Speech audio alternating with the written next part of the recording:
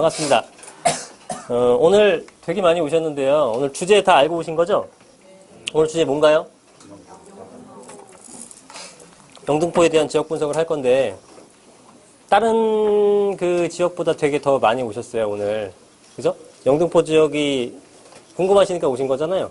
앞으로 어떻게 될까요, 그 지역이? 좋아질까요, 나빠질까요? 좋아지죠. 좋아질 걸로 생각하고 오신 거잖아요. 그죠? 대부분 오신 분들은. 그죠? 그럼 그쪽에 저기 사야 돼요, 안 사야 돼요? 사야죠. 그죠? 그 영등포가 최근에 좋아진 거예요? 아니면 최근 몇 년 동안 계속 좋다는 얘기 막 들리지 않았어요? 지금까지 안 사고 뭐 했어요? 네? 하셨어야지. 그죠? 네, 그래서 오늘 영등포 지역을 전체적으로 분석을 해볼 건데, 영등포 지역이 좋다고 얘기 나온 게 한 5년 전쯤 됩니다. 2013년도쯤부터 우리 2030 도시기본계획이라고 많이 들어보셨죠? 최근 몇 년 사이 얘기 나왔던 건데 13년도에 서울시에서 발표한 내용이에요. 그게 서울시를 3핵, 그다음에 뭐 7부도심, 12지역 중심으로 해서 이제 나눠가지고 거기를 집중적으로 개발하겠다라는 내용입니다. 그 중에서 3핵이 어디냐면 하나는 어디예요? 3핵이? 이거 이제 하도 많이 들어보셔서 알잖아요. 2030 기본계획에 서울시 기본계획에서 어디든 어느 도시든 이런 기본계획을 다 짭니다. 예, 서울 같은 경우에는 기본계획이 3핵, 그 다음에 7, 9핵, 12지역 중심, 이런 식으로 나타났는데 가장 중요한 3핵이 어딜까요? 강남, 또 도심, 또 영등포, 여의도, 그죠? 이렇게가 됩니다. 그래서 우리가 이제 영등포를 보는 건데 지금 강남이라든가 도심은 이제 우리 서울시청이 있고 명동이 있고 종로 있고 이 일대를 얘기합니다. 전통의 그 도심 지역, 이 도심. 그 다음에 여의도나 도심이나 강남이나 이런 것들은 사실은 어느 정도 개발이 완료가 된 느낌이 드는 인프라가 구축된 거잖아요. 그런데 거기에 비해서 다른 친구들에 비해서 영등포는 아직은 좀 그러니까 개발이 덜 됐다는 미성숙한 느낌이 좀 드는 곳이죠. 그죠? 그리고 얘네랑 약간 느낌이 틀리죠. 약간 낙후된 이미지가 강하잖아요. 그 낙후된 이미지가 이제 개선이 되는 겁니다. 그래서 앞으로 당연히 좋아지게 될 거고, 그렇게 개발을 하고 얘네들과 동급으로 묶은 거예요.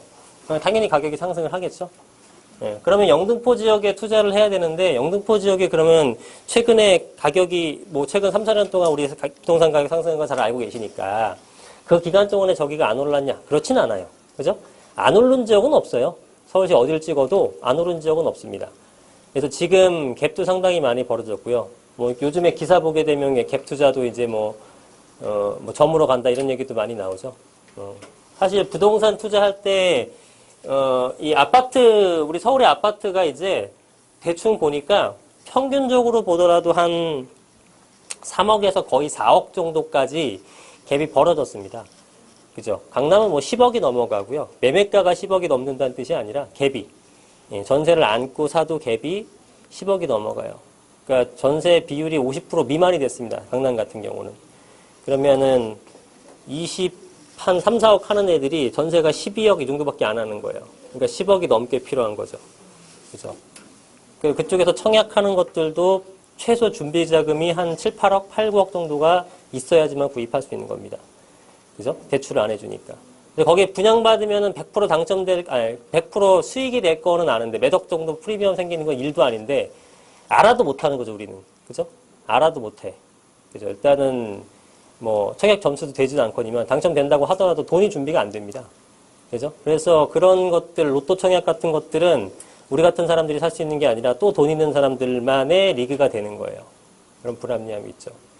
그런데 이제 좋은 지역들은 당연히 비싼 건 당연하거니와 우리가 좋은 지역을 강남 좋은 거 모르는 건 아니지만 못 사는 이유는 돈이 솔직히 부족하기 때문에 그런 거예요. 그렇다고 우리 금액에 맞춰갖고 좀 엄한 데 또 살 수는 없잖아요. 또 안 오르는 데 또 계속 안 오르잖아요. 지방 같은 시장은. 그러니까 우리가 투자할 때 가장 좋은 지역은 뭐냐면 저렴하게 들어가서 거기가 강남이나 이런 것들처럼 좋아질 수 있는 지역들을 찾는 게 이제 투자입니다.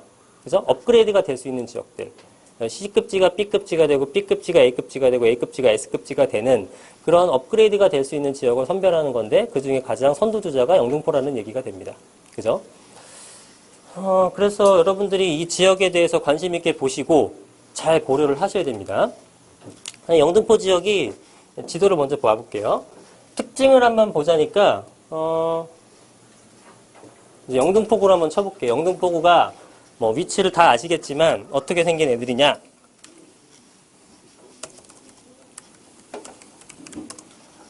자, 여기가 영등포구입니다.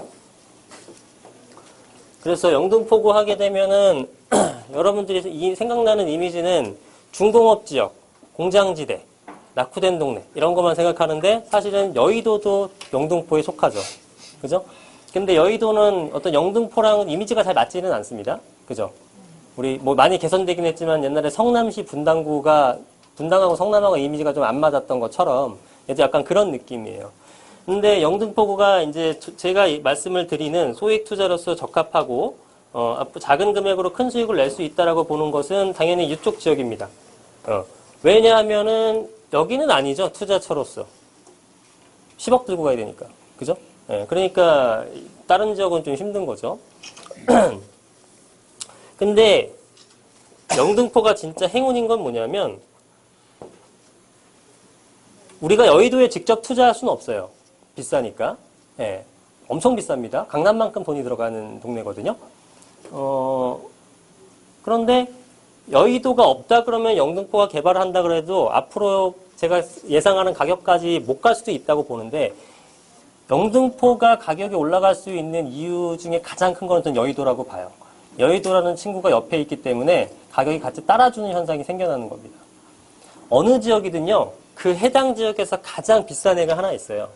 그리고 그 주변은 그 금액을 따라서 비율에 맞춰갖고 가격이 상승하는 겁니다. 그걸 지역적으로 보게 되면은 핵심 지역, 전국으로 놓고 되게 되면 핵심 그 메인 랜드마크 지역은 당연히 서울이 되는 거죠. 서울하고 접근성이 얼마나 되느냐에 따라서 비싸고 싸고 결정되는 거죠. 그렇죠? 여러분 경기도 판교 신도시랑 저 위쪽에 있는 양주 신도시랑 막상 가보게 되면은 어떤 그 건축물의 차이나 아니면은 뭐 인프라나 공원 같은 것들이 직장 이런 거 말고요. 그런 것들이 차이가 날 것 같아요? 그렇지 않아요. 똑같이 공원 있고요. 똑같이 잘 짓고 똑같이 쾌적하고 똑같이 공원도 있고 똑같이 좋아요. 근데 가격 편차가 그렇게 나는 이유는 뭐냐면 직주 근접성 때문에 그런 겁니다. 판교는 직장이 있기 때문에 수요가 더 많이 들어가는 거고요. 또 하나는 서울하고의 또 강남하고의 접근성이 가깝기 때문에 강남 쪽에서 많이 오는 거죠, 사람들이. 근데 그에 비해서 다른 서울하고 멀리 있는 것들은 당연히 가격이 그만큼 받쳐주지 못하는 거거든요. 그래서 옆에 비싼 애가 있다는 것은 굉장한 호재입니다. 예. 동작구가 올해 엄청나게 많이 상승을 했는데요. 많이 상승했던 이유가 뭐가 있냐면요. 제일 첫 번째 순위를 꼽는 게 저는 강남 옆에 있다예요. 강남 옆에서 흑섬뉴타운 같은 것들이 지금 뭐 12억, 13억씩 합니다. 30평대 아파트가. 와, 되게 비싸네?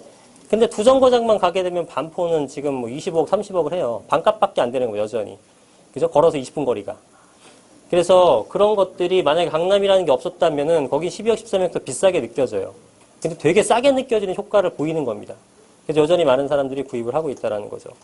그 역할을 하는 게 지금 영등포 중에서는 여의도입니다. 바로 옆에 붙어 있는 애들이죠. 그래서 여기가 이제 통합 개발을 한다고 하니까 이쪽 일대가 더 가격이 상승할 거는 자명한 일이 되겠죠. 통개발을 하든 뭐 단지별로 개발하든 뭐 어떤 방식으로든 가격은 상승할 거는 자명하니까 그렇게 됐을 경우에 이 주변 지역 일대가 가격에 대한 혜택을 볼 수 있다라고 보는 겁니다.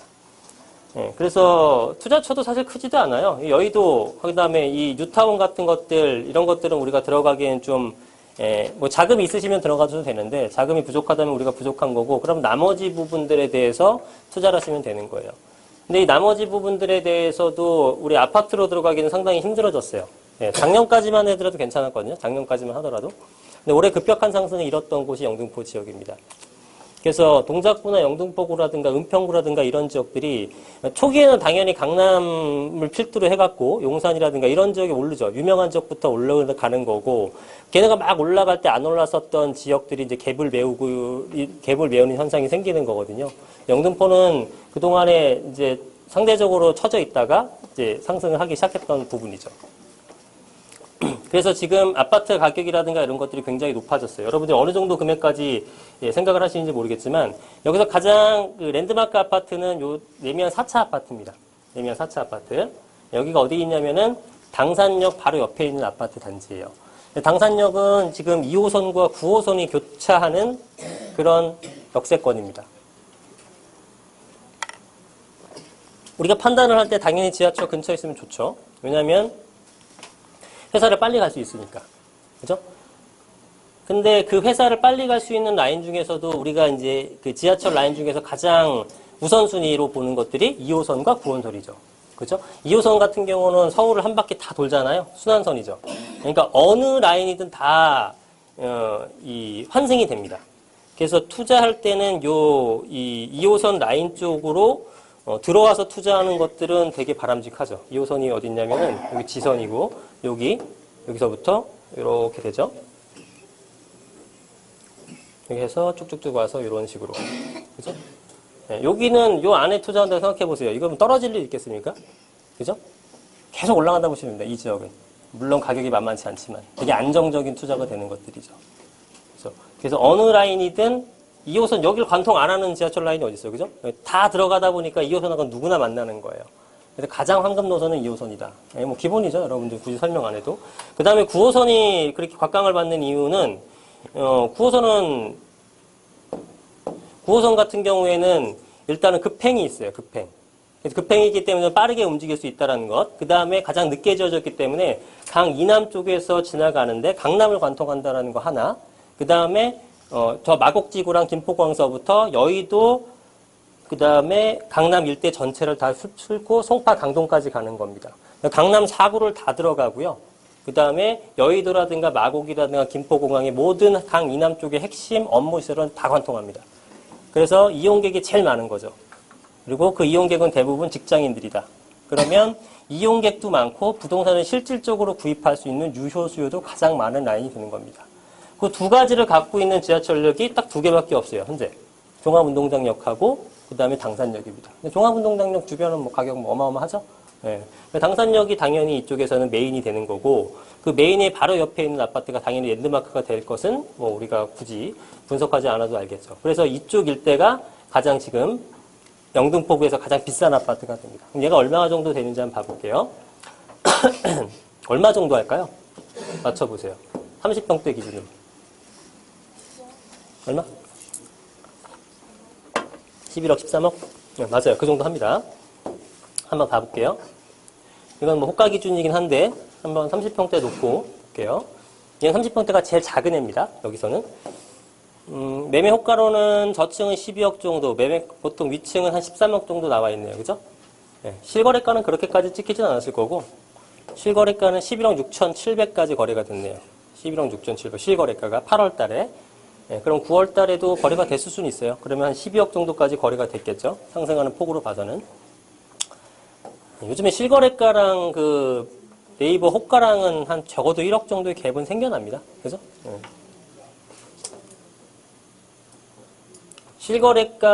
이게 실거래가가 갭이 차이 나는 이유는 너무 급격하게 오르는 것도 있어요. 그죠? 실거래가 신고 기준이 60일이거든요, 60일.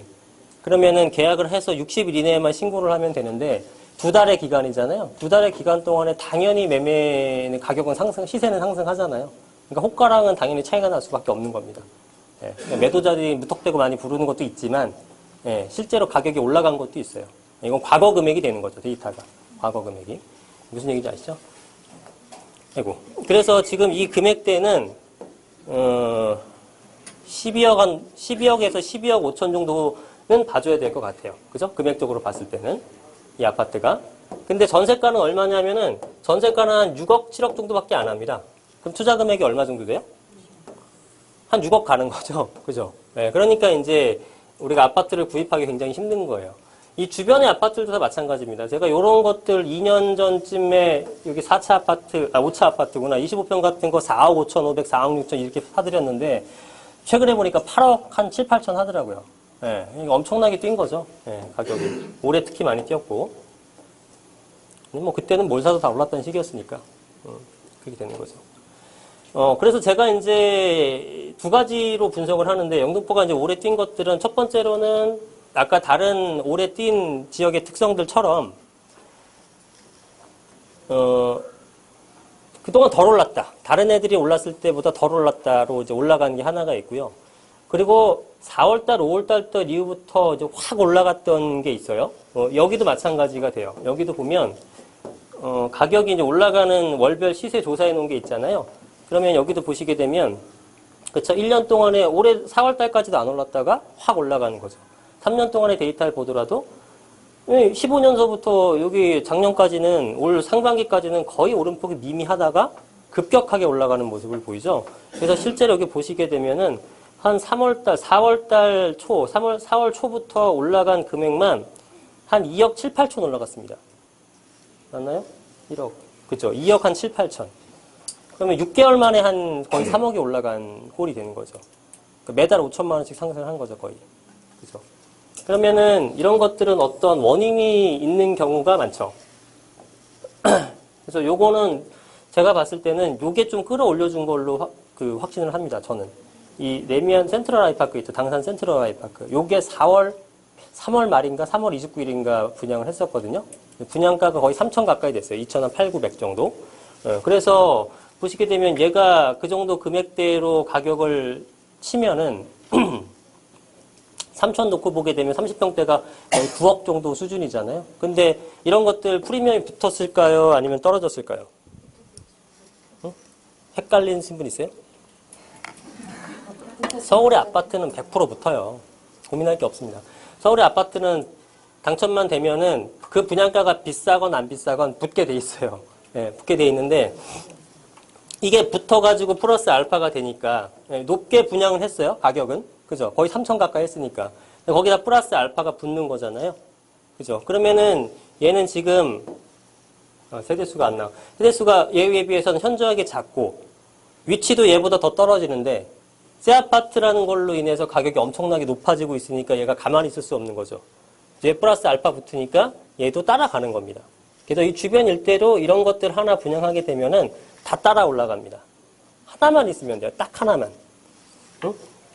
이 전체에서 딱 하나만 분양해도 이 동네는 다 올라가는 거예요. 그래서 요거를 우리가 직접 분양받는 것도 하나의 방법이지만 어차피 분양받는 거는 선택된 자들만이 하는 거잖아요. 네? 여러분들 무주택자에다가 자녀 왕창 많으신 분들만 당첨되는 시장이잖아요. 지금 그죠? 그러니까 그게 안 된다 그러면 이 주변의 아파트들을 사면 되는 겁니다. 그죠? 투자가 그렇게 어렵지 않아요. 그게 끝이에요. 뭐 경기고 뭐고 다 필요 없어요. 금리고 뭐고 다 필요 없어요. 진짜 이렇게만 하셔도 투자에 성공할 수 있습니다. 옆에 있는 건 살 수 있잖아요. 맘만 먹으면, 돈만 있으시면. 네. 이런 형태로 움직이게 된다는 거죠. 이런 것들이 여기 한 가지 사례냐? 아니에요. 넘치고 넘칩니다. 이 사례가 많은 게 아니라 거의 원칙이라고 보셔도 돼요. 그렇지 않은 걸 찾기가 힘드니까. 그죠? 제가 지난주에도 말씀드렸지만 광명에서도 그 아파트 하나 딱 분양했더니 광명 전체가 다 올랐단 말이에요. 응? 광명 전체가 다 올랐어요. 그 이름이 갑자기 생각이 안 나냐?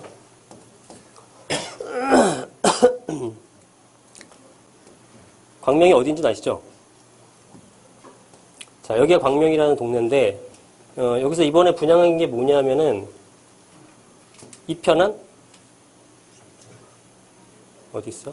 에코 자이 말고 요거네. 센트럴 푸르지오. 요게 분양했더니 얘가 2천 가까이 2천 조금 넘게 분양했거든요. 싹 다 2천이 된 거예요. 1,600, 700 하던 동네가 한 방에 5천만 원씩 다 오른 거예요. 하루아침에. 왜 이래. 네, 여기 전체가 다, 이 동네 전체가 다. 네, 그래서 새 아파트가 기준점이 되는 거고, 새 아파트가 하나 들어서게 되면은 그 주변일 때는 100% 상승한다고 보시면 됩니다. 그러면 투자하기가 되게 쉬운 게, 예를 들면은, 여기도 새 아파트가 많죠. 여기 신길뉴타운입니다. 신길뉴타운인데, 이런 것들 지금 클래시안, 파크자이, 센트럴자이, 이런 것도 20년 2월, 12월, 10월 달 입주를 다 하잖아요. 그러면은, 이런 것들은 지금 분양권을 사셔도 돼요. 그 전매기 제한 기간이 걸려 있을 텐데. 자, 예를 들면 이거 보겠습니다. 옆에 있는 것들이 프리뷰니 아파트는 2015년도 입주했죠. 얘나 사실상 입지적인 차이는 전혀 없죠. 오히려 얘가 더 낫네. 그죠? 근데 얘가 가격을 보면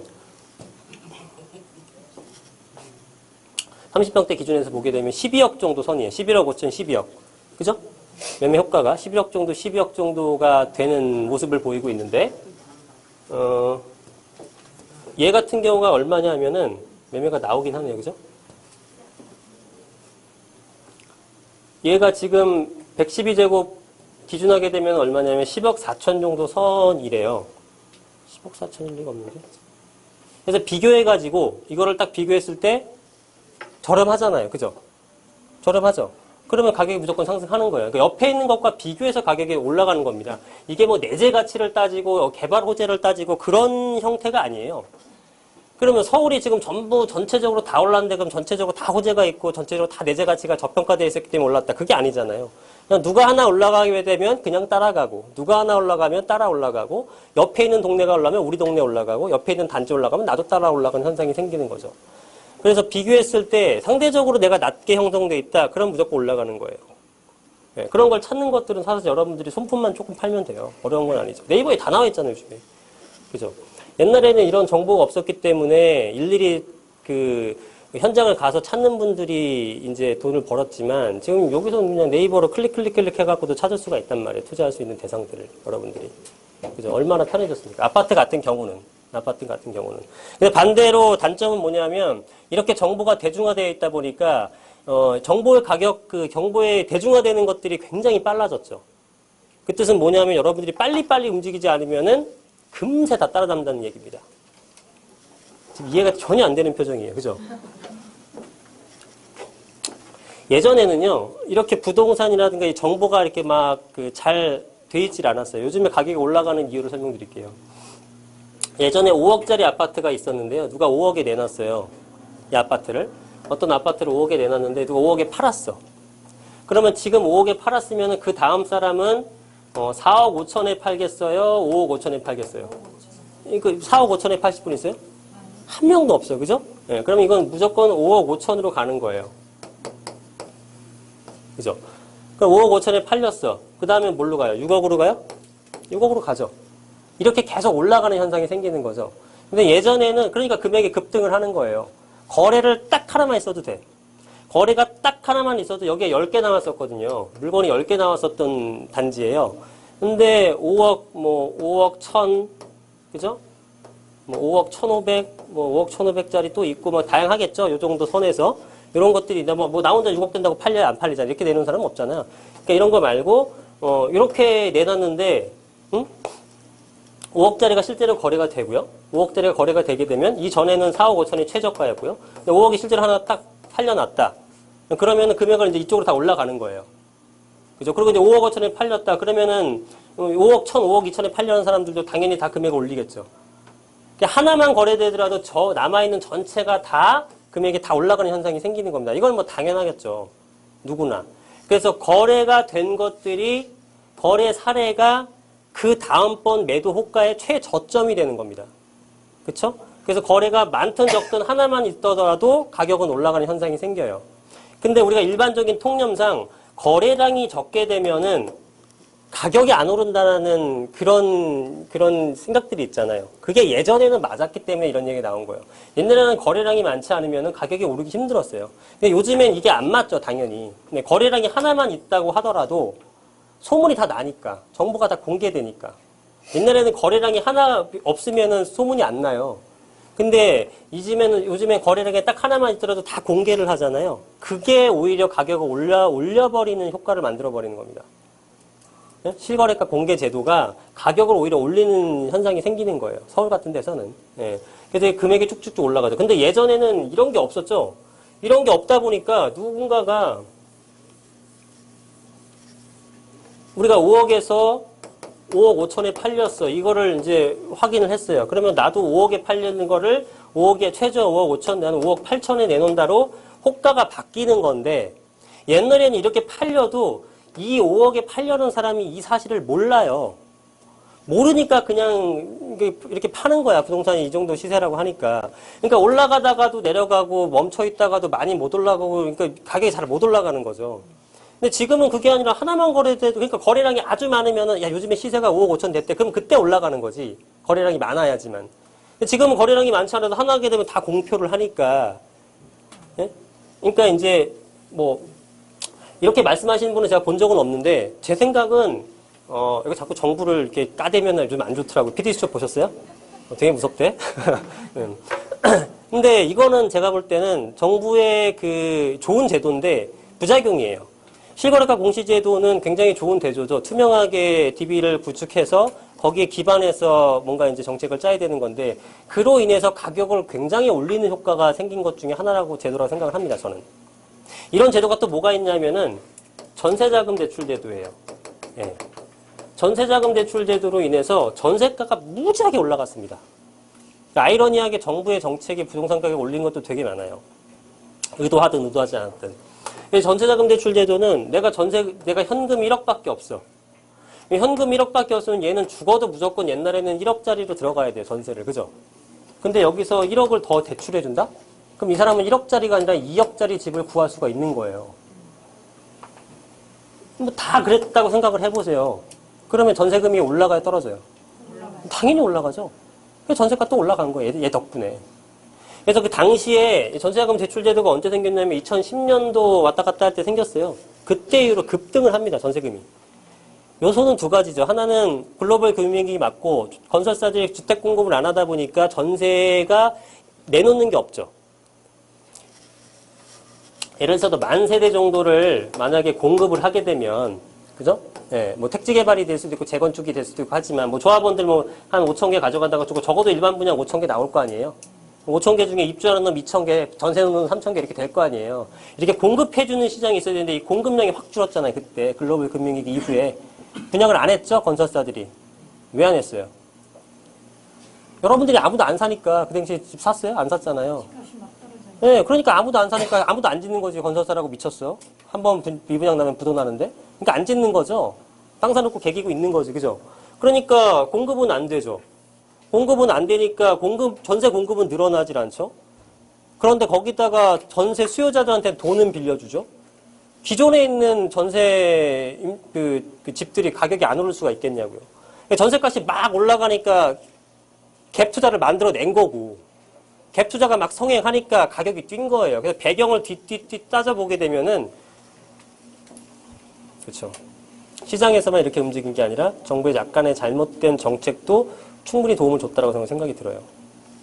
그래서 정부 정책을 짤 때는 뭐 그분들도 굉장히 뭐 브레인들이고 나름대로 노력하셨겠지만 그런 부분이 좀 아쉽다라는 거죠. 근데 뭐 그걸 이제 기반 삼아서 앞으로 잘 하면 되는 거고, 여하튼 근데 이번에 정부에서 지금까지 11개 대책인가 내놨는데 제일 마음에 드는 정책은 뭐냐면 대출을 규제하는 것들이에요. 그러니까 이게 마음에 든다라는 것은 이건 그냥 시장 전체의 논리로 봤을 때요. 투자자 입장에선 제일 짜증나는 정책이지만 어쨌든 이 가계부채가 막 너무 높고 그 다음에 경기가 위험한 상황에서 부동산 가격이 너무나 많이 오르고 있는 이때에 대출을 규제했던 것들은 굉장히 바람직한 정책입니다. 요거는 시장 전체의 도덕적인 관점에서 봤을 때는.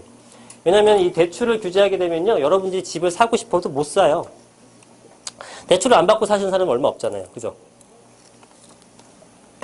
근데 대출을 규제해버리게 되면은 수요자를 확실하게 떨굴 수 있는 거예요. 사고 싶어도 못 사. 저도 이걸 당해보니까 느끼겠더라고요. 저도 집을 사려고 했는데 못 사게 된 거예요. 그죠? 못 사. 다주택자들은요, 아예 안 해줘요. 빵원이야, 빵원. 예. 네. 저도 집을 살려다가, 저는 이제 경기도에 살고 있거든요. 투자는 다 서울에 해놨지만. 그러면은, 이 경기도에 있는 집은, 왜 그랬냐면, 경기도를 뭐 빨리 사는 것보다, 내가 살 집을 사는 것보다 서울에 있는 집을 전세 안고 사는 게 더 급한 거죠. 왜냐면 경기도는 2억 오를 때 얘는 4억 오르는 거면, 그죠? 뭐 2억 올라도 내가 이걸 사놓고 나중에 사더라도 2억 번 꼴이잖아요. 그러니까 급할 게 없었죠. 그랬는데, 이제 사놓고 이제 내가 들어갈 집을 막상 골라야 되니까 9.13 대책이 나온 거예요. 내가 들어갈 집은 못 가요, 지금.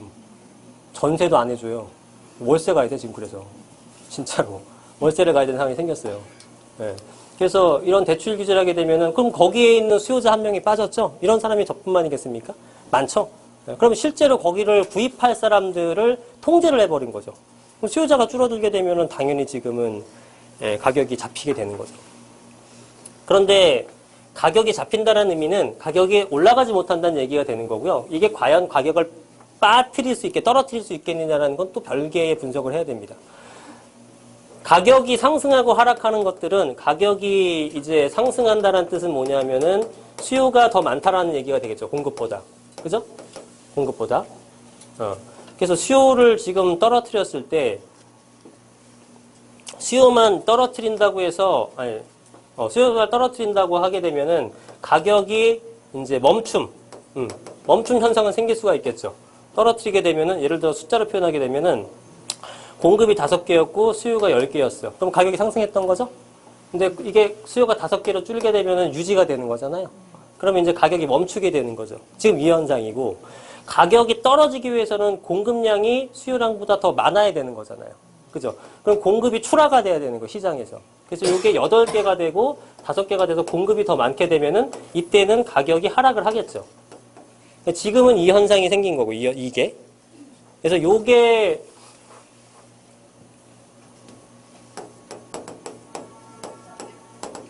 해서 이 공급량이 더 많으려면 이제 가격이 하락하기 시작할 텐데, 과연 공급을 내놓을지에 대해서 이제 약간의 시간이 필요한 겁니다. 일단 수요는 멈췄어요.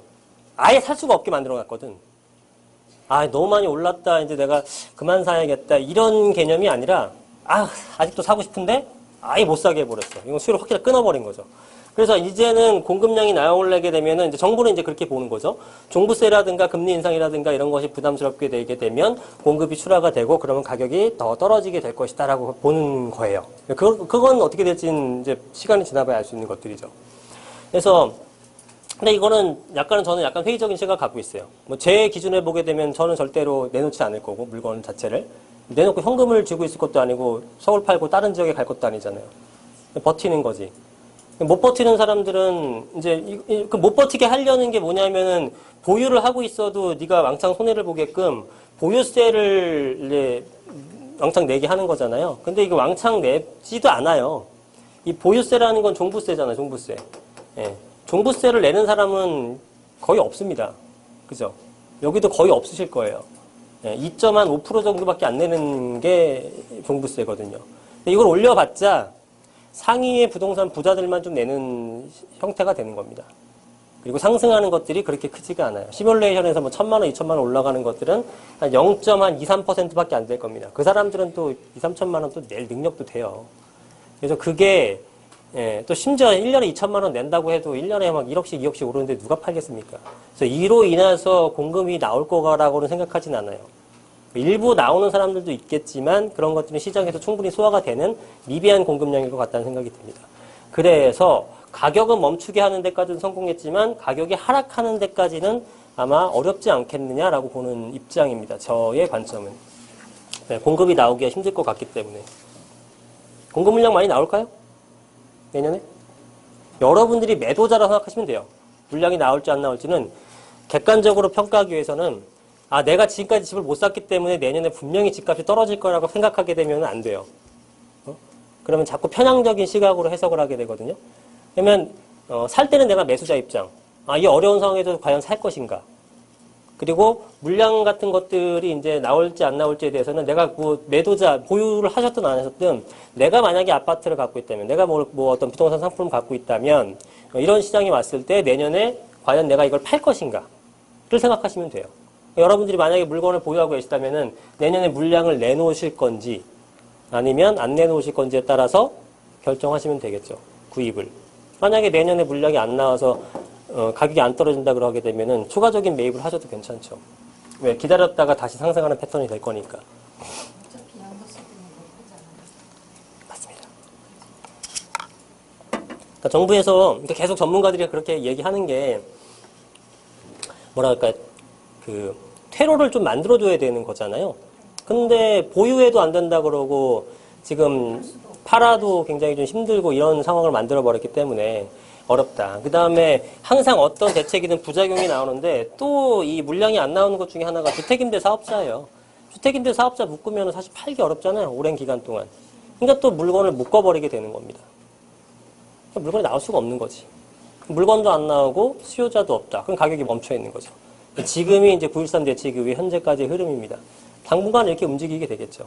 당분간 이렇게 움직이게 될 것이고, 근데 제가 봤을 때는 이런 흐름이 계속 지나가게 된 다음에 떨어지느냐 올라가느냐의 관점에서는 거의 이렇게 됩니다. 네. 왜냐면은 지금 이 현재 금액이 1년이건 2년이건 가게 되면요, 이제 과거 금액하고 비슷한 금액이 돼버리면은 또 되게 싸게 느껴지기도 해요.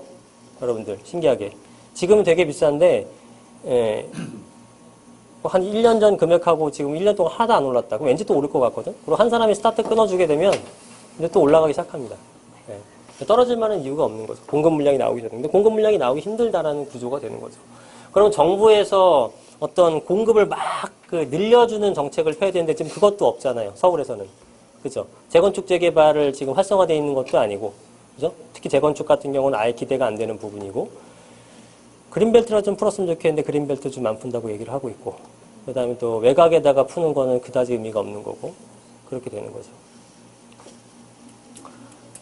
지금 현재 뭐 전반적인 내용은 그렇게 움직이지 않을까라고 판단이 됩니다.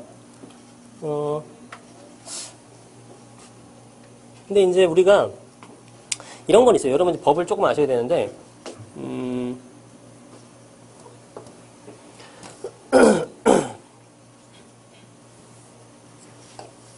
자, 지금 그러면은 아파트 같은 상품들이 가격이 좀 멈춰 있는 상황에서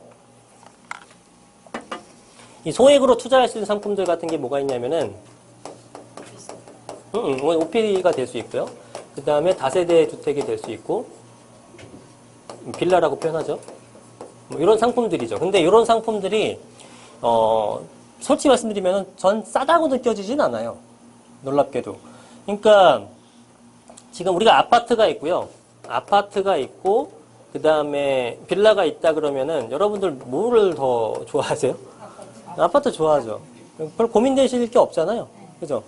다 좋아하고 아파트를 다 선호하는 거예요. 그렇죠. 고급 빌라는 좀 특수한 케이스가 되겠죠. 예, 아파트와 빌라가 있는데 대부분의 사람들은 아파트를 선호합니다. 근데 빌라도 엄청나게 많잖아요. 아파트 비중이 60%까지 올라갔다고 얘기했는데 그럼 반대로 40%는 빌라나 오피스텔이란 얘기거든요. 어마어마하게 많은 수백만 가구가 여전히 여기에 살고 있는 거예요. 그럼 그 사람들은 아파트가 싫어서 여기 들어가는 거예요? 저 약간 노골적인 표현입니다만 돈이 없어서 그런 거예요. 그죠? 약간 돈이 부족하고. 내지는 뭐 가성비를 따지는 분도 있겠습니다만 상대적으로 아파트보다 그 가성비가 좋잖아요. 그죠? 가성비가 좋기 때문에 이쪽으로 들어가는 겁니다. 그래서 이런 수요들은 계속 나와요. 그러니까 이제 이렇게 말씀하시는 분이 있어요. 아파트랑 빌라랑 있는데 사람들 다 아파트 선호하지 않나요? 아파트 훨씬 더 좋아하지 않나요? 과연 빌라가 나중에 팔릴까요? 무조건 팔려요. 안 팔리거든. 왜? 빌라 수요는 되게 많죠. 여러분들이 생각을 그렇게 하시는 거는 뭐냐면은, 이제 반대로 생각하면 우리보다 더, 예를 들어 뭐, 이건희 회장이, 야, 사람들은 200평짜리 단독주택 좋은 거 놔두고 왜 25평 아파트가 좋다고 살고 있냐? 이렇게 물어보는 거 똑같은 거예요. 그죠? 이 사람들은 거기 살만한 이유가 있기 때문에 사는 거죠. 이 수요가 이게 더 좋은데 왜 사람들이 여기 살까? 이 수요가 없어질 거야. 이렇게 생각하시면 안 된다는 겁니다. 특히나 이 빌라 시장은 아파트 가격과 많이 비례를 하게 되는데, 서울의 아파트 가격은 엄청나게 높잖아요, 사실상. 한 8억 정도 됩니다, 중간 가격이. 8억 정도 되는 것들을 신혼부부들이나 이런 사람들이 도대체 어떻게 구입을 해요? 전세도 못 가고 매매도 못 갑니다. 아예 아파트를 쳐다볼 수가 없어요. 그렇다고 직장을 지방으로 옮기나? 아니잖아. 직장은 좋은 데 가야 되겠죠? 그러니까 그런 사람들이 소득은 되는데 자산이 없는 거예요. 그러니까 당연히 빌라로 갈 수밖에 없는 거죠. 이런 수요들은 꾸준히 있는 거예요, 어디가? 서울시장이라는 곳은. 서울이 아닌 지방은 어떨까요? 서울이 아닌 지방에 가게 되면 300만 원짜리 500만 원 투자 되게 쌓였거든요.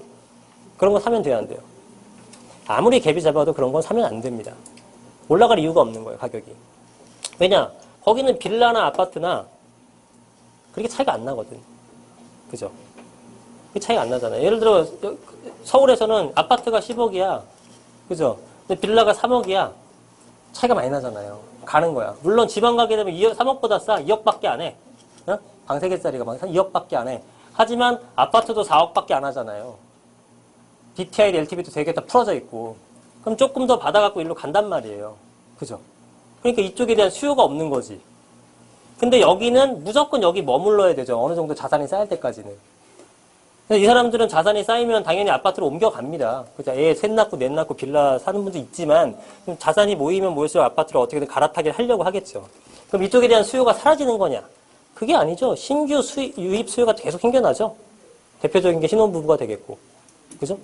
예. 그래서 이쪽에 대한 수요는 꾸준하다고 보시면 됩니다. 서울에 있는 빌라 수요. 그 중에서도 서울의 빌라 중에 어느 지역을 특정 지어서 해야겠습니까? 그러면 그 도심, 영등포, 여의도, 강남 이런 쪽에 공통점이 뭔데요? 그래요. 일자리. 일자리 가까운데 신혼부부가 뭐 지금 학군 생각합니까? 뭐 생각합니까? 쾌적한 거 생각해. 바빠 죽겠는데. 맞벌인데. 그죠? 직장 가까운데 해야 될 거 아니에요. 그죠? 아직은 짬밥이 안 되니까 차도 못 갖고 다니니까 지하철도 타야 되고. 그러니까 역세권 근처, 회사 근처에 있는 지하철 역세권 주변에 있는 빌라들이 성행을 하는 겁니다. 인기가 많은 거예요. 왜? 수요가 많으니까. 근데 거기도 어쨌든 공급량은 한정돼 있잖아요. 땅이라는 것 자체가. 그죠? 그런데 거기서 수요는 매년 일정하게 나오게 되니까 가격이 상승하는 거, 땅값이 올라가는 거고. 그래서 그런 쪽에 있는 것들을 구입하시면 된다 봅니다. 근데 제가 빌라 가격이 낮지 않다라고 판단하는 건 뭐냐면 아파트랑 비교했을 때 그러는 거예요. 아파트와 빌라를 구입하는데 빌라 같은 경우는 보통 우리가 투룸 형태라든가 쓰리룸 형태를 차익형으로 구분을 합니다. 원룸 같은 것들은 월세 받는 거죠. 여러분들 원룸이 있고요. 투룸이 있어요. 일단 아주 기초적인 내용인데 혹시 모르신 분 있을까 봐 내용을 설명드리면 내가 이거를 수익형으로 가져갈 것인지 차익형으로 가져갈 것인지에 따라서 일단 선택을 해야 되겠죠. 자, 수익형이라는 것은 보유하는 기간 동안에 월세 수입을 받는 걸 말하는 거고요. 차익형은 말 그대로 양도 차익, 나중에 매도했을 때의 차익을 얻는 형태를 얘기를 합니다. 그러면 여러분들이 차익형을 구입하려고 한다면 원룸, 투룸 중에 뭘 사야 되겠어요? 그럼 원룸을 사게 되면 차익이 없어요? 그렇지만 수익률이 그 대신 더 투룸보다 높더라고요. 투룸보다 수익률이 높다? 그럼 원룸 사야 되는 거 아니에요? 투자 금액 대비. 투자 금액 대비? 자, 보세요. 원룸 같은 경우는 예를 들어 매매 금액이 한 1억 5천 정도 합니다. 그죠? 투룸 같은 경우는 투자 금액이 2억 5천 정도 해요. 응? 아니, 투자 금액이 된다. 매매가가 이 정도 하는 겁니다. 그러면은 차익형으로서 훨씬 더 비싼 투룸을 구입하라고 말씀드리는 이유는 차익형이라는 건 월세를 놓는 투자법인가요? 전세를 놓는 투자법인가요? 전세를 놓는 투자법을 얘기하는 겁니다. 보편적으로. 그랬을 때 투룸 같은 거는 전세가 2억 3천이 나와요. 그럼 투자 금액이 얼마다? 2천만 원이에요. 투자 금액이. 그럼 얘가 적어도 1억 3천 정도는 나와줘야 되잖아요. 근데 얘가 얼마가 나오냐면은 한 8천만 원 나와요. 많이 나와야 1억 나와요. 그러면 투자 금액이 5천이 되는 거잖아요. 그쵸? 그래서 일단 투자 금액 자체가 차이가 나고, 그러면 도대체 왜 이렇게 차이가 날까요? 방 하나 더 있다고 1억 3천이나 더 줘야 되잖아. 그죠? 이게 왜 이렇게 낮을까, 얘가? 가격이. 응? 뭐라고요? 얘 왜 이렇게 전세 금액이 낮아요? 응? 이게 금액이 낮다라는 것은 수요가 많다는 거예요, 적다라는 거예요? 수요가 적다라는 얘기죠? 그럼 원룸 찾는 수요가 그렇게 없으니까 1인 가구가 그렇게 많다는데? 아니, 1인 가구는, 그 얘기도 맞고요. 1인 가구는 계속 늘어나고 있는 거는 팩트죠. 정확한 팩트. 이건 전 세계가 다 마찬가지입니다. 어느 나라건. 그런데도 불구하고 전세가가 이렇게 안 올라가는 이유는 뭐냐면, 원룸을 원하는, 임차를 원하는 수요에 대한 분석을 해야 돼요. 얘네들은 신혼이 많을까요? 아니면 미혼이 많을까요? 미혼이 월등히 많겠죠? 1인 가구, 뭐 학생들이라거나, 그죠? 아니면 사회초년생들, 직장인들, 뭐, 이런 분들이겠죠? 이런 분들은 자산이 있어요, 없어요? 없죠. 그러니까 전세를 못 들어갑니다. 그럼 뭘 들어가요? 월세로 들어가는 거예요. 그래서 여기는 월세 수요가 많지 전세 수요가 많은 게 아니에요. 그래서 원룸은 전세 가격이 낮게 형성됩니다. 반면에 투룸 같은 경우는 대부분 신혼이겠죠? 그죠? 대부분 신혼인데 이분들은 신혼부부에 대한 특별 혜택도 있고 대출도 잘 나오고 하죠? 그래서 당연히 결혼했는데 월세를 시작하게 되면 좀 부담스럽죠, 처음부터. 이런 부분도 있기 때문에 대부분 전세라는 선택을 하게 됩니다. 그죠? 전세 수요가 되게 많은 시장이죠, 투룸 시장이. 2개면 충분하니까, 신혼으로서는. 그죠? 12평, 6평짜리 되면 충분하니까 전세 수요가 당연히 많기 때문에 얘는 전세 수요가 많기 때문에 가격이 높게 형성되는 겁니다. 단순히 물리적으로만 따지게 되면은 방 하나 더 있다 이렇게 비싼 이렇게 되는 거지만 사회적으로 봤을 때는 수요가 완전히 틀린 거죠. 그렇죠? 그래서 이렇게 되는 겁니다. 그럼 반면에 얘는요 1억 5천짜리지만 월세를 얼마를 받냐면 1,000만 원에 60만 원을 받아요. 근데 쟤는 2억 5천인데 1,000만 원에 한 80만 원 받습니다. 2천 정도 해볼게요. 2천에 60 정도 받고요. 얘는 2천에 80만 원 정도 받아요. 그럼 수익률은 뭐가 더 높아요? 수익률은 뭐가 더 높아요? 몇 퍼센트인지 나도 계산 못하겠고 어디가 더 높아요? 수익률이. 수익률이 더 높은 곳은 얘가 더 높죠. 원룸이 더 높단 말이에요. 그래서 수익형 부동산을 표현하는 겁니다. 월세를 받기 위해서는 당연히 원룸이 더 많이 받는 거. 그럼 왜 원룸이 더 많이 받을까? 20만 원만 더 주면 투룸 갈 수 있는데 수요가 다르니까 그렇죠. 1인 가구들은 무조건 일로 가야 돼요. 왜? 내가 자본이 없으니까 2천만 원 모기도 빡빡해 죽겠는데 무슨 전세야, 그죠? 가고 싶지만. 그러니까 이쪽에 수요가 많으니까 당연히 월세 금액이 높아질 수밖에 없는 거죠. 한정되어 있는 자원에서 수요는 많아지니까. 반면에 얘네들은 이렇게 하고 싶지 않죠. 물론 이렇게 구하는 사람들도 많이 있죠. 요즘엔 뭐 이거 저거 모으기도 쉽나요? 그죠? 대출 받아도. 그러니까 이렇게 시작하는 분들도 있지만 어떻게든 뭐 양가 부모님도 도움 주고 해가지고 전세로 시작하려고 하잖아요. 그러니까 수요가 적기 때문에 월세 금액이 높지가 않은 거죠. 그래서 일단 내가 수익형으로 할 건지 차익형으로 할 건지 이런 부분을 정확히 명확하게 짚으셔야 되고, 우리가 차익형으로 할 거라고 한다 그러면은 일단은 원룸 시장은 잊으시는 게 좋다라는 겁니다. 어느 지역이 좋다라고 하니까 원룸도 싹 사라졌어요. 그러면 그렇게 투자하시면 안 된다는 얘기예요. 그죠? 네. 차익형 부동산은 차익형으로서 이제 투자를 하셔야 된다는 얘기입니다. 그럼 차익형은 투룸이 될 수 있고요. 혹은 쓰리룸이 될 수 있어요. 혹은 포룸도 될 수 있을까요? 돼요? 얘는 안 돼요. 얘는 갭이 일단 많이 벌어져 있습니다. 갭. 매매가와 전세가의 갭이 많아 벌어져 있어요. 그럼 얘는 왜 갭이 또 많이 벌어져 있을까요? 얘네들은 갭이 작은데. 맞아요. 방금 설명했던 얘기 연장입니다. 얘는 또 수요가 적죠. 수요가 적을 수밖에 없죠. 방이 3개에서 4개로 가는데 뭐 여러분들도 마찬가지. 아파트도 방이 3개에서 4개로 가는 게 그렇게 필요해요? 필요하지 않단 말이죠. 그래서 방이 3개에서 4개로 가는 사람이 많은 것, 물론 없지는 않지만 이렇게 가는 것 사람보다 여기서 어디로 가요? 아파트로 바꾸는 거죠. 아파트로. 그죠? 아파트로 가요. 그러니까 여기에 대한 수요는 적어지기 때문에 갭이 넓죠. 근데 이거에 대한 공급이 계속 나오는 이유는 방이 많은 빌라를 선호하는 사람도 있어요. 그래서 이거는 매매는 그런 대로 됩니다. 분양도 그런 대로 돼요. 근데 전세로 들어간 사람은 많지가 않아요. 그래서 갭이 많이 벌어져 있는 형태가 됩니다. 그럼 갭이 많이 벌어진다는 뜻은 우리는 투자로서는 적합하지 않다라고 생각하시면 돼요. 네, 그래서 요거는 투자처가 아니라 좀 간단하죠? 소액으로 할 수 있는 것들, 아파트가 많이 올랐기 때문에 그 다음 시장에선 다가구, 다세대 이런 쪽이 올라갈 텐데 그 중에서 원룸 빼고 포룸 빼고 투룸, 쓰리룸 중에 선택하면 되겠다라고 좁혀지는 거잖아요. 그죠? 이런 형태로 투자를 하시면 되는 거예요. 그러면 여기서 이제 갭이 작은 것들을 하면 됩니다. 갭이 작은 것들. 갭이 작은 것들. 그거는 지역별로 약간씩 틀리고 그 다음에 뭐 매물별로 조금씩 틀리게 되겠죠. 네. 그래서 이렇게 갭이 작으면서 이런 형태의 투자를 해야 된다. 그 다음에 지역을 잘 분석해야겠죠. 지역을. 일단 주변에 아파트 가격이 높으면 좋은 거죠. 주변에 아파트 가격이 높아지면 좋은 거예요. 그죠? 왜냐하면 주변의 아파트의 대체제 역할을 하는 거니까 빌라라는 상품은.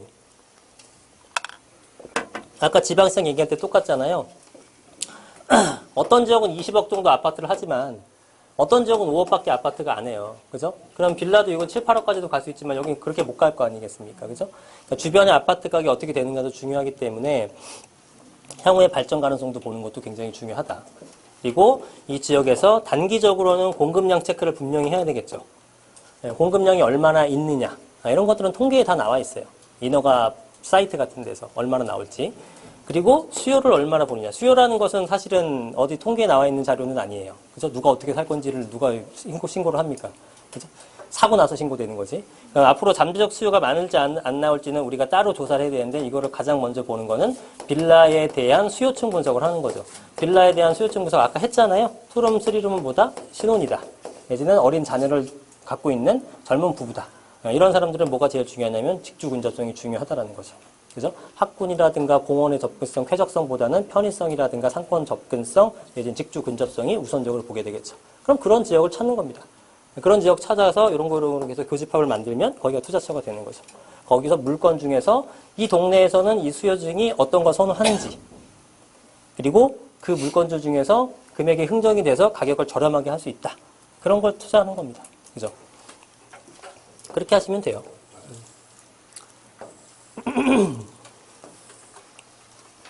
그래서 이제 그런 지역 중에 한 곳을 저는 영등포로 이제 판단을 하는 거고, 이 지역에서도 물론 물량도 여기도 저 가보니까 물량은 있는데, 마찬가지로 사야 될 것도 있고요. 사지 말아야 될 것도 있습니다. 그 금액이 될 수도 있고, 위치가 될 수도 있고요. 그 다음에 구조라든가 이런 거에 될 수도 있어요. 네, 그래서 이제 개별적인 부분들은 뭐 별도의 상담을 통해서 확인해 보시고, 여하튼 이쪽 지역 자체의 전망은 괜찮을 것 같다라고 보는 겁니다. 굉장히 좋은 라인이 많이 들어가요. 일단은 9호선과 5호선과 2호선이 가는데, 9호선 아까 설명드렸고, 2호선도 그렇고, 5호선 같은 경우에도 반대로 가게 되면은 우리 마곡지구 또 지나가게 되고, 김포공항서부터 마곡지구서부터 여의도서부터 도심권. 굉장히 중요한 라인들. 이제 동대문 장안평쪽도 굉장히 개발이 되죠. 그 라인들을 관통하고 있기 때문에 여기도 직주 근접적으로는 빠지지 않는 라인 중에 한 곳이 됩니다. 그래서 상당히 좋은 라인들이 몰려 있는 곳이 이 영등포다라고 생각하시면 되겠죠. 지금 마포라든가 이런 쪽에서는 지금 전세가 잘 나가는 동네예요. 지금 굉장히 잘 나갑니다. 근데 저쪽 강서로 가게 되면 또 지금 전세가 되게 안 나가요. 그건 이제 일시적인 공급에 따라서 그렇게 움직여지는 거거든요. 여기는 마곡지구 덕분에 되게 많이 지었습니다, 사실은. 그래서 좀 전세 물량이 좀 많이 남아있는 편이고, 이런 적은 막 한동안 막 지어대다가 가격이 많이 올라가게 되면서 못 짓고 있는 현황이라 지금은 전세가 잘 나가는 편이에요. 얘네들은 딱 중간 정도 같아요. 물량은 지금 적지는 않아요. 다 분양 완료는 됐어요. 근데 이제 공사가 이제 완료가 안 됐지. 선분양했으니까. 그러면 그게 이제 공사가 완료되면서 전세 물량이 막 나오겠죠. 전세는 나가려면 조금 시간은 걸릴 거는 같아요. 그러면 갭이 조금 벌어질 수 있다는 얘기죠. 예상보다는. 그렇지만 이런 건 있더라고요. 지금 지어지는 건 많은데 내년에 지을 거는 별로 없어요. 땅값이 하도 올라서. 그러면 이런 빌라나 오피스텔 같은 것들은 6개월에서 1년이면 다 짓습니다. 땅 파서 6개월에서 1년이면 다 짓기 때문에 올해는 지었던 거는 작년이나 올 초에 허가를 받은 거죠. 그래서 올해 이제 완공되는 거고, 내년 초나. 올해 허가를 받아야지만 내년서부터 다시 또 물량 공급이 되는 것들인데 그런 거는 별로 없다라는 거죠. 그죠? 그러면은 어느 정도 일시적인 공급 물량이 생겨날진 몰라도 이거를 메꾸는 거는 크게 무리가 없어 보이긴 합니다. 예. 예. 그래서 이 지역 자체는 솔직히 토지를 사두셔도 괜찮을 것 같아요. 제가 볼 때는. 토지를. 예, 토지라는 것은 결국은 뭐 이러한 한 필지를 얘기하는 거죠. 예. 필지 이런 것들. 예를 들어 이런 거 하나하나, 그죠? 이런 거 하나하나, 이런 거 하나하나, 이런 걸 사두셔도 돈은 될 것 같습니다. 전체적으로 상승을 하니까. 근데 뭐 이거는 소액이라고 볼 수는 없습니다. 예, 금액이 많이 들어가는 부분이죠. 그렇다면은 우리는 소액으로 가기 위해서는 그 중에 한 호수를 구입하는 것도 좋을 것 같다는 얘기가 드는 거죠.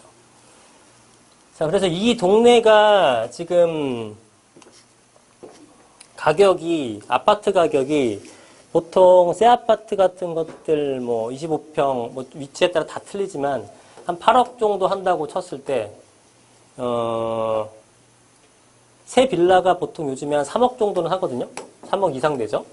근데 이거는 이제 25평 기준이 되는 거고, 요건 한 13평 정도 기준이 되는 겁니다.